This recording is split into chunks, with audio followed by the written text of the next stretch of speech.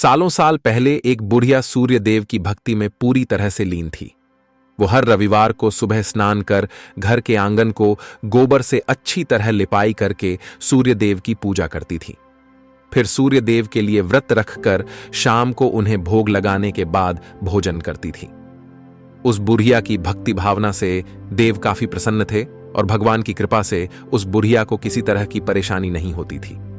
उस बुढ़िया की खुशी और संपन्नता को देखकर उसकी पड्डा ढोसन को जलन होने लगी। वह बुढ़िया अपनी पड्डा ढोसन के आंगन में बंधी गाय के गोबर से ही आंगन लीपा करती थी। पड़ोसन ने जलन के मारे उस गाय को आंगन की जगह घर के अंदर बांधना शुरू कर दिया। अब अगले रविवार को सुबह बुढ़िया को सूर्य देव की पूजा करने के लिए घर गाय का गोबर नहीं मिला, जिस कारण वे सूर्य देव की पूजा नहीं कर पाई और पूरे दिन खुद भी भूखी रही।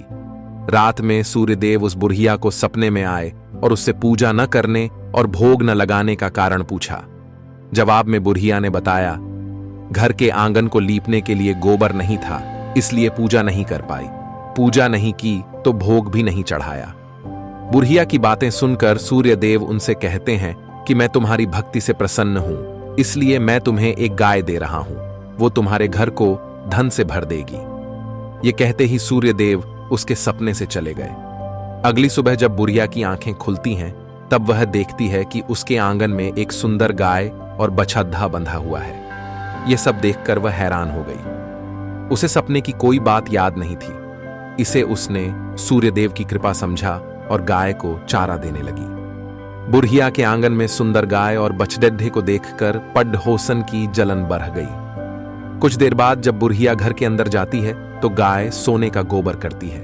यह देखकर पड्डहोसन चौंक जाती है और उस गोबर को उठाकर अपने घर ले आती है और अपने गाय के गोबर को उसके आंगन में रख देती है। यह सिलसिला कुछ दिनों तक चलता रहा और वो पड़ोसन धनवान हो गई। इधर बुढ़िया को किसी बात की खबर नहीं थी, क्योंकि वो सूर्य देव की भक्ति में ही खोई रहती थी। उधर सूर्य देव को उस महिला की हरकतों पर काफी गुस्सा आता है। उनके गुस्से के कारण धूप काफी बढ़ जाती है, जिस कारण बुढ़िया गाय और उसके बछड़े को घर के अंदर बांध देती है। उसी रात आंधी चलने लगती है, इसलिए वह गाय और बछड़े को आंगन में नहीं निकालती। रात भर गाय घर के अंदर ही बंधी रही। सुबह जैसे ही बुढ़िया की नींद खुलती है तो वो सोने का गोबर देखकर हैरान हो जाती है। उस दिन के बाद से रोजाना वो गाय को घर के अंदर ही बांधने लगी। गाय के सोने के गोबर से बुढ़िया धनवान हो गई, जिसे देखकर पड़ोसन को और जलन होने लगी। पड़ोसन ने जलन के मारे सोने का गोबर देने वाली गाय के बारे में उस नगर के राजा को बता दिया। राजा को जैसे ही सोने का गोबर देने वाली गाय का पता चला तो उन्होंने तुरंत सैनिकों को भेजकर उसे महल लाने के लिए कहा। जब सैनिक बुढ़िया के पहुंचते हैं तब वह सूर्य देव को भोग लगाकर खुद भोजन करने के लिए निवाला उठाने ही वाली थी कि तभी सैनिक गाय और बछड़े की रस्सी खोलकर उन्हें अपने साथ ले जाते हैं। बुढ़िया उनसे गाय और बछड़े को न ले जाने की प्रार्थना करती है, लेकिन राजा के सैनिक बुढ़िया की एक नहीं सुनते। कुछ ही देर में सैनिक गाय को राजा के पास ले जाते हैं।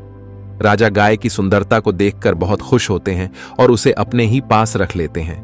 गाय अब बछड़े के जाने के गम में बुढ़िया बिना खाए पिए पूरे दिन सूर्यदेव से गाय और बछड़े को लौट आने की प्रार्थना करती है। इधर दूसरे दिन सुबह राजा सोने का गोबर देखकर हैरान हो जाता है।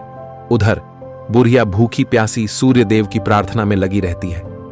बुढ़िया की तकलीफ देखकर सूर्यदेव अगली रात राजा के सपने में आकर कहते हैं कि अगर तुमने इस गाय और उसके बछड़े को नहीं लौटाया तो तुम्हारे राज्य पर संकट आ जाएगा, तुम्हारी धन संपत्ति सब नष्ट हो जाएगी। सूर्यदेव की बातें सुनकर राजा की नींद टूट जाती है।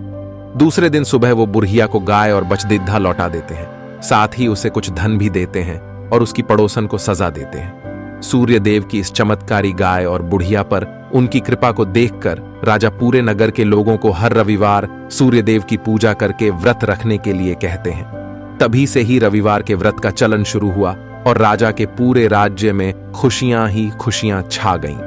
कहानी से सीख, दूसरे के प्रति द्वेष भाव रखने से खुद की ही हानि होती है। जीवन में जितना हो सके सामने वालों की मदद करनी चाहिए।